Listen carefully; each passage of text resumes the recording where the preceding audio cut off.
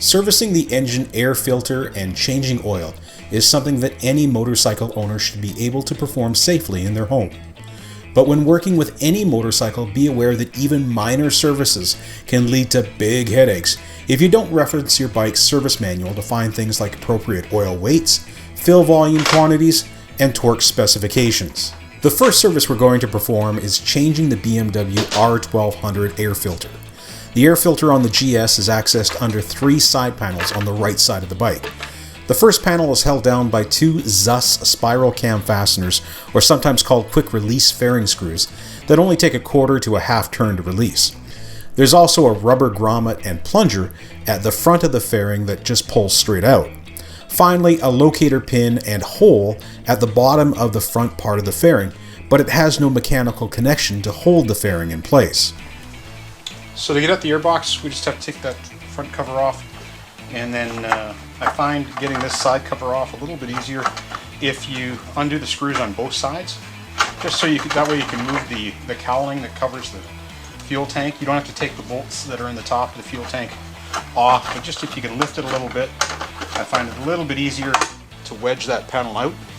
And you see what holds that panel is just that little nub. So that panel's out. And then we need to take this small panel here, which is just has some plastic plungers there that hold it in place.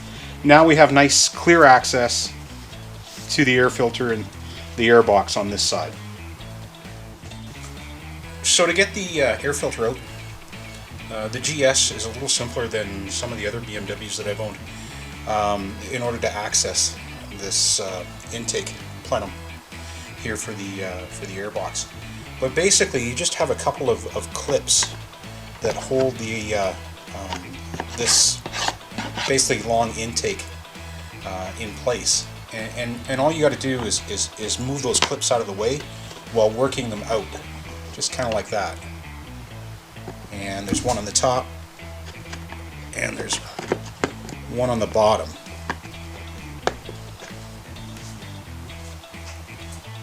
There it goes. Okay, so when that's out of the way, this basically this whole piece can then slide out towards the right hand side of the bike.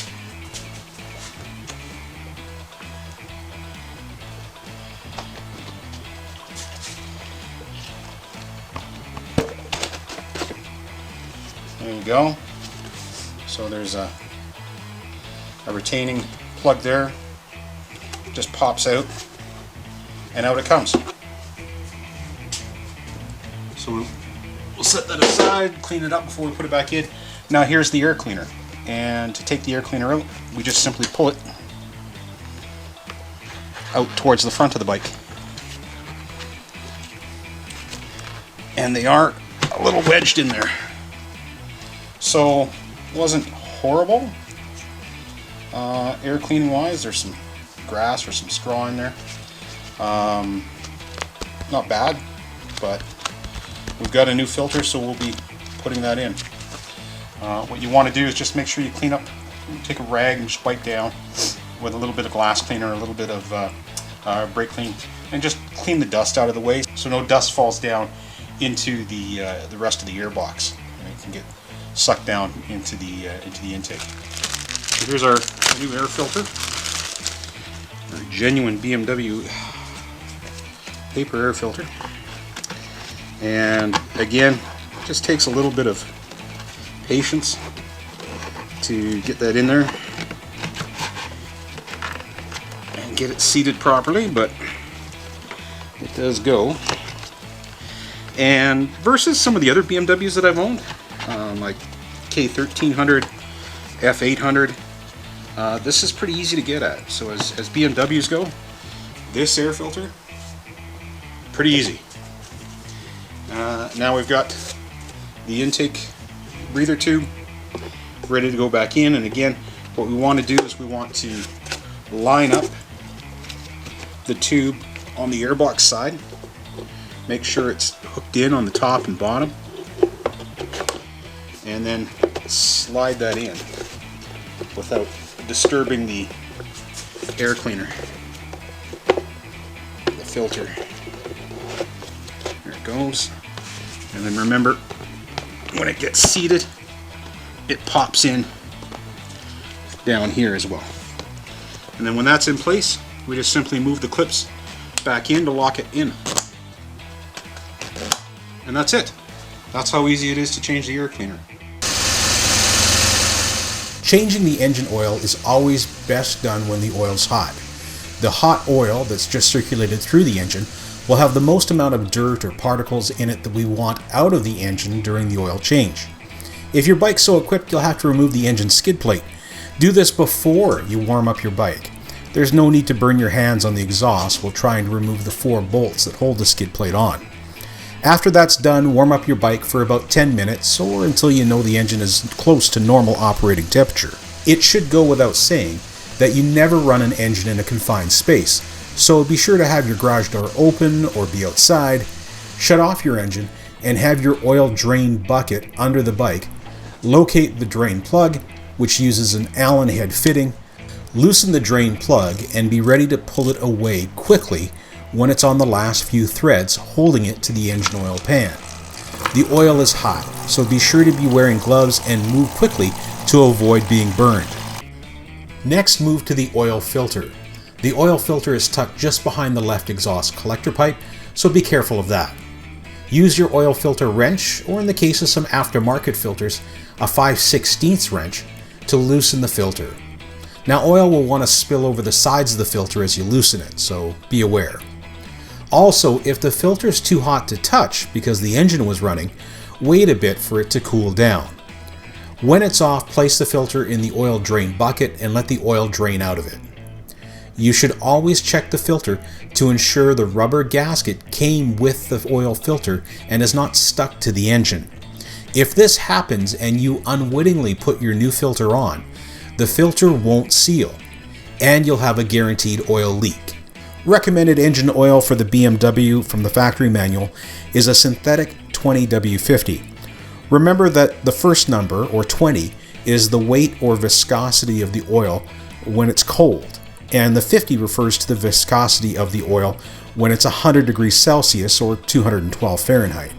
I'm using a 15W50. In my area, it tends to be a little bit colder in the spring with average highs in temperature of less than 20 degrees Celsius or 68 Fahrenheit. Having the oil a little thinner when cold will assist in starting and not harm the engine in any way. Too thick of an oil when starting in the cold can lead to engine damage, even more so in an air oil cooled engine if the oil is unable to circulate thoroughly. Now that the oil is drained, we can go ahead and clean up the underside of the engine. Use brake clean to spray down and wipe dirt and oil off the engine. One of the benefits of doing this service yourself is that you can take the extra time to perform these little cleaning jobs that the majority of shop technicians wouldn't even touch.